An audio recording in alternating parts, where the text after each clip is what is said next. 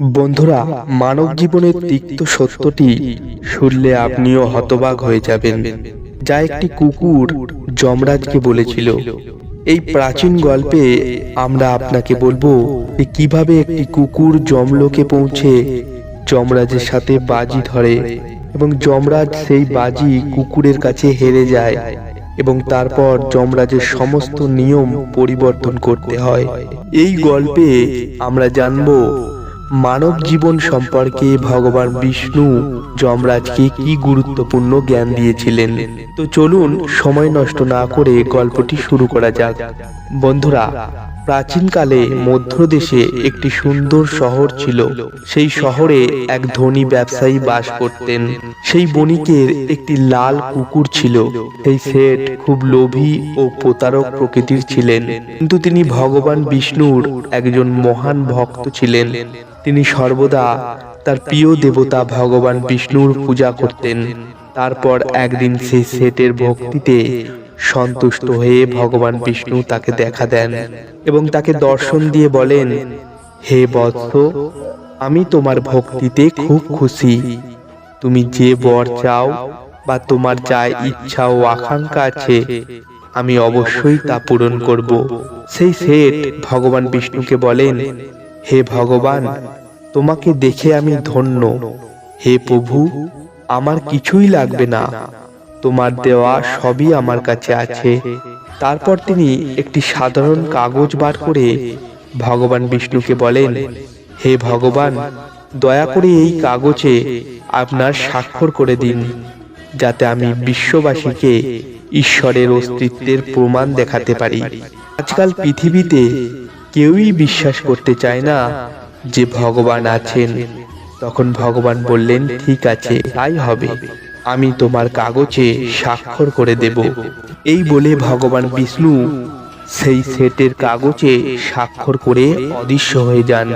তারপর সেই শেঠ সেই কাগজটা সবসময় নিজের পকেটে রাখতেন, যাতে সে ঈশ্বরের অস্তিত্বের প্রমাণ অন্যদের দেখাতে পারে।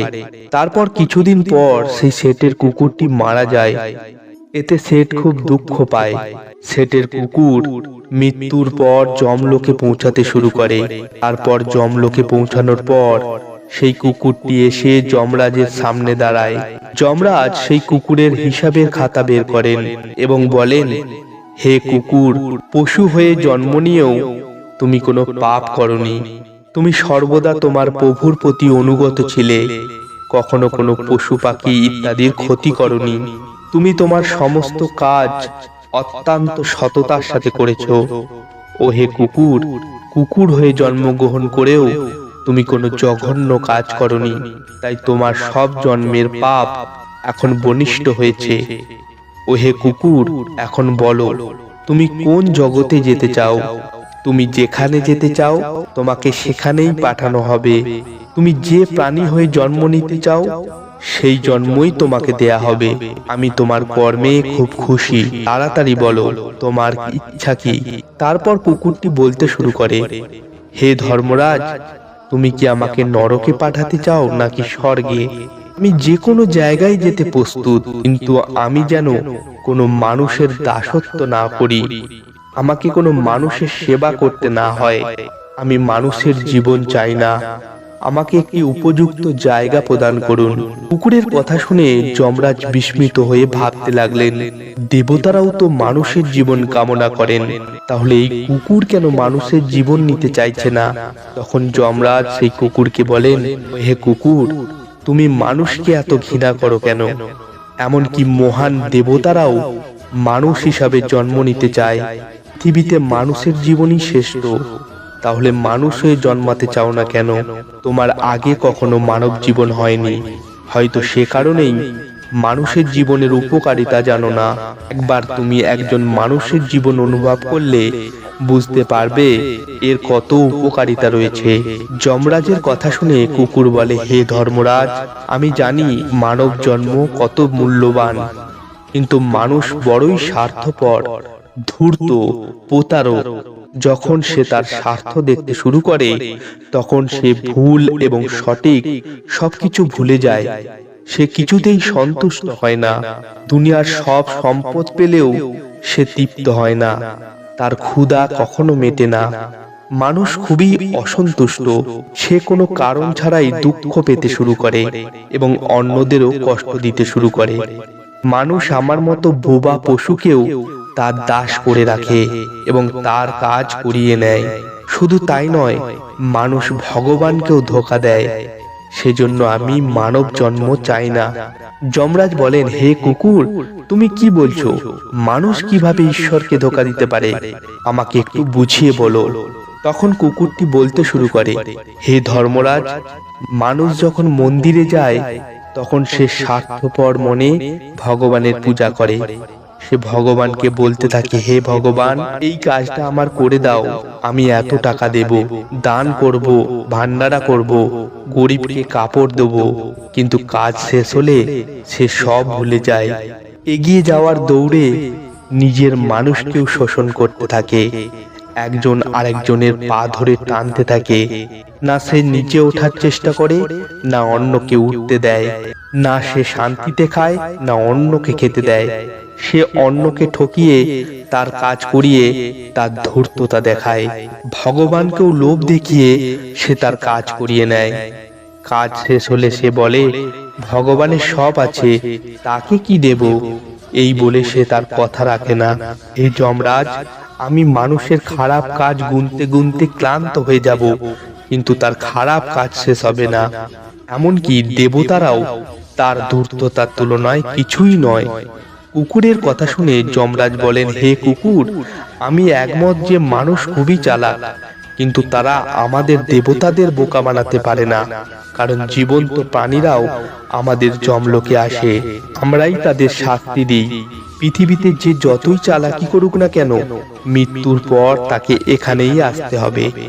সবাই এখানে এসে আমাদের সামনে কাঁদে, ক্ষমা চাইতে শুরু করে। তারা নরকে গিয়ে আমার ভয়ানক রূপ দেখে ভয়ে কাঁপে। সমস্ত মানুষ আমাদের নিয়ন্ত্রণে কাজ করে। তখন কুকুর বলে, হে ধর্মরাজ, যে মানুষ আপনার কাছে আসে তারা সবাই মৃত। আপনি কি কোনো জীবিত ব্যক্তির সঙ্গে সাক্ষাৎ করেছেন? যদি আপনি কোনো জীবিত মানুষকে যমলোকে নিয়ে আসেন, তাহলে আপনি বুঝতে পারবেন জীবিত মানুষ কত ভয়ঙ্কর হয়। ওই কুকুরের কথা শুনে যমরাজ আশ্চর্য হয়ে যায় আর প্রচন্ড রেগেও যান, আর ভাবতে থাকে, এই কুকুর তো আমাদের এখানে এসেই আমাদের অপমান করছে। এই তুচ্ছ কুকুরকে দেখাতেই হবে আমার সামনে কোনো মানুষই কিছুই নয়, মানুষের ধূর্ততা আমার সামনে চলবে না। এই কথাটি প্রমাণ করার জন্য যমরাজ তার দূতকে ডাকে আর তাদের বলেন, তোমরা যাও, তোমরা পৃথিবীতে গিয়ে ওই কুকুরের মালিককে জীবন্ত এখানে নিয়ে এসো। আমিও দেখছি যে জীবিত মানুষ আমার সামনে কি চালাকি করতে পারে। যদি এই কুকুর ভুল প্রমাণিত হয়, তাহলে একে অনেক জন্ম ধরে নরকে নিক্ষেপ করা হবে। ওই কুকুরের পুরো বিশ্বাস ছিল একজন জীবিত মানুষ স্বর্গলোককেও তছনছ করে দেবে। তারপর যমদূতেরা পৃথিবীতে এসে ওই কুকুরের মালিককে যমলোকে নিয়ে আসে। আর মাঝ রাস্তায় ওই শেঠের ঘুম ভেঙে যায়, আর সে দেখে দুটি শক্তিশালী দুই সিংওয়ালা লোক তাকে নিয়ে যমলোকে নিয়ে যাচ্ছে। ওই শেঠ যমদূতদের জিজ্ঞাসা করে, এই যমদূত, আমার মৃত্যু কি ঘুমানোর সময় হয়েছে? তখন যমদূত বলেন, না, আপনি এখনো জীবিত আছেন। তখন শেঠ বলেন, তাহলে আপনারা আমায় কোথায় নিয়ে যাচ্ছেন? আমি কি পাপ করেছি? যমদূত ওই শেঠকে সব ঘটনা খুলে বলেন আর বলেন, তোমার কুকুর যমদূতকে বলেছে যে জীবিত মানুষ খুব চালাক হয়, তাই পরীক্ষা করার জন্য যমরাজ আপনাকে জীবিত নিয়ে আসার জন্য বলেছেন। ওই শেঠ এবার সব বুঝতে পারে আর তার পকেটে রাখা সেই কাগজ বের করে, যাতে ভগবান বিষ্ণু স্বাক্ষর করেছিলেন। সে ওই কাগজে কিছু লিখে নেয় ও কাগজটিকে পুনরায় পকেটে ঢুকিয়ে দেন। যমদূত ওই শেঠকে নিয়ে যমালয়ে পৌঁছে যান। ওই শেঠকে দেখেই যমরাজ জোরে জোরে হাসতে লাগে আর ভাবে, এই তুচ্ছ মানুষ আমার কি করতে পারে। তারপর ওই শেঠ যমরাজের কাছে গিয়ে দাঁড়ায় আর তার পকেট থেকে ওই কাগজ বের করে যমরাজকে দেন। তখন যমরাজ ওই কাগজটি খুলে পড়তে শুরু করে। তখনই যমরাজ তাড়াতাড়ি সিংহাসন ছেড়ে উঠে দাঁড়ায় ওই শেঠকে নিজের সিংহাসনে বসিয়ে নিজে ওই ব্যক্তি স্থানে দাঁড়িয়ে পড়ে, যা দেখে যমরাজের সকল দূত আশ্চর্য হয়ে যায়।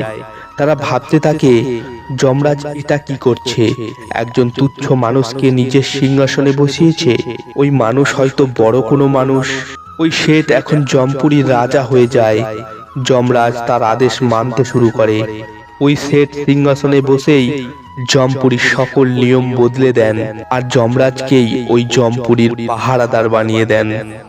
এবার ওই শেঠ ভাবতে থাকে, যখন আমি মারা যাব তখন আমাকেও এখানে আসতে হবে, আর আমার পাপ কর্মের জন্য আমাকেও নরকে পাঠানো হবে। তাই এই শেঠ নরকে অবস্থিত যত প্রাণী আছে সকলকে স্বর্গে পাঠানোর আদেশ দিলেন, আর নরকের দুয়ার চিরতরের জন্য বন্ধ করে দিলেন। আর সকল যমদূতদের আদেশ দিলেন, আজকের পর কাউকে নরকে পাঠানো হবে না, সকল প্রাণীকে স্বর্গেই পাঠানো হবে। তার আদেশে স্বর্গলোকে হইচই পড়ে গেল। সকল দেবতা অসুবিধায় পড়ে গেল, কিন্তু তারা কিছুই করতে পারল না, কেননা আদেশ যমলোকের রাজা দিয়েছেন। তাই সকলেই চুপচাপ সেই আদেশ পালন করতে লাগলো। ধীরে ধীরে স্বর্গলোকে জীবের ভিড় বাড়তে লাগলো। তাদের সেবা করতে করতে স্বর্গলোকের কর্মচারী ও অপ্সরারা অসুবিধায় পড়ে গেল, আর ভাবতে লাগলো এত প্রাণীর সেবা কিভাবে করা হবে। এদিকে ওই কুকুর ভাবতে লাগে, যমরাজ জীবিত মানুষকে যমলোকে নিয়ে এসে কি ভুলটাই না করেছে। শেঠ সবকিছু বদলে দিয়েছে। তারপর কুকুর তার শেঠের কাছে গিয়ে জিজ্ঞাসা করে, শেঠজি, আপনি এটা কিভাবে করলেন?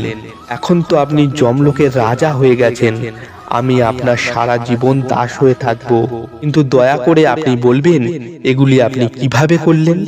তখন ওই শেঠ খুব আস্তে করে ওই কুকুরের কানে কানে বলল, যখন আমি জানতে পারি যে জীবিত অবস্থায় আমাকে যমলোকে নিয়ে যাওয়া হচ্ছে, আমি ভগবান বিষ্ণুর স্বাক্ষর করা ওই কাগজটিতে লিখে দিলাম যে জীবিত মানুষকে যমরাজ যমলোকে নিয়ে আসছে তাকে যেন যমলোকের রাজা বানিয়ে দেয়া হয়।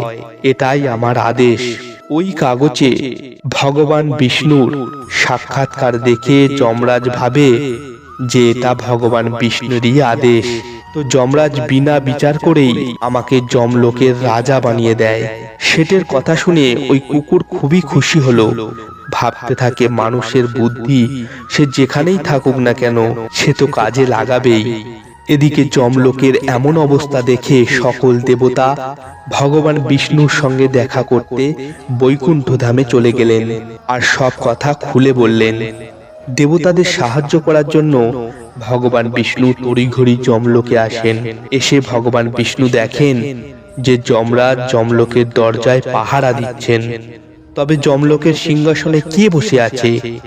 ভগবান বিষ্ণুকে দেখেই যমরাজ প্রার্থনা করতে লাগে আর বলেন, হে প্রভু, আপনার এই লীলা বড়ই বিচিত্র।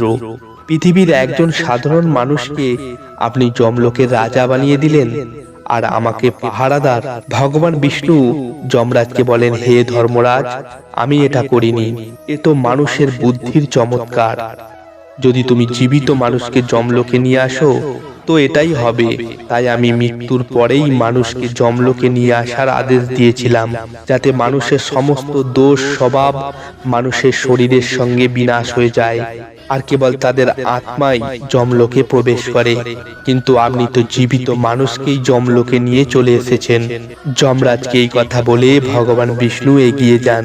ওই শেঠ যখনই ভগবান বিষ্ণুকে আসতে দেখে তড়িঘড়ি যমরাজের সিংহাসন থেকে উঠে দাঁড়ায় আর বলে, হে প্রভু, আমাকে ক্ষমা করো। আমি আমার কুকুরকে নরকে যাওয়ার থেকে বাঁচানোর জন্য আর মানুষের বুদ্ধির শক্তি দেখানোর জন্যই এমন করেছি। আমি আপনার দেওয়া বরদানের দুর্ব্যবহার করতে চাইনি। হে প্রভু, আমি আপনার দর্শন পেয়ে ধন্য হয়ে গেলাম। আমার কোনো জিনিসের ওপর লোভ নেই। তারপর ভগবান বিষ্ণু একটু হাসলেন এবং ওই শেঠকে ক্ষমা করে দিলেন। তারপর ওই শেঠ পৃথিবীতে ফিরে গেলেন আর ভগবান বিষ্ণু যমরাজকে যমলোকের সিংহাসনে পুনরায় বসিয়ে দিলেন আর ভগবান বিষ্ণু বৈকুণ্ঠ ধামে ফিরে গেলেন।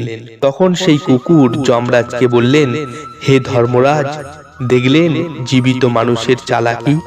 জীবিত মানুষ কি কি করতে পারে, তাই আমি মানুষ হয়ে জন্মাতে চাই না। মানুষ যখন স্বার্থপর হয়ে যায় সে তখন অন্ধ হয়ে যায়। সে পরিবার বন্ধু কিছুই দেখতে পায় না। লোভে পড়ে সে ধর্মকেও ভুলে যায় আর অনিষ্ট কর্ম করতে থাকে। যতক্ষণ সে শাস্ত্র অনুসারে কাজ করে ততক্ষণ সে সুখে থাকে, আর যখন অধর্মী হয়ে যায় তখন ক্লান্তি আর রোগ তাকে ঘিরে ফেলে, আর তখন তার পতন হয়। তারপর যমরাজ ওই কুকুরকে ক্ষমা করে দেন, তাকে স্বর্গে পাঠিয়ে দেন, আর যমলোকের বদলানো আইন কানুন পুনরায় সঠিক করে দেন। তো বন্ধুরা, এইভাবে এক কুকুর যমরাজকে মানুষের জীবনের সত্যতা বলেছে। বন্ধুরা, ভিডিওটি কেমন লাগলো অবশ্যই কমেন্ট করে জানাবেন, এবং ভিডিওটি ভালো লাগলে অবশ্যই একটি ভিডিওতে লাইক করবেন এবং চ্যানেলটি সাবস্ক্রাইব করে আমাদের পাশে থাকবেন।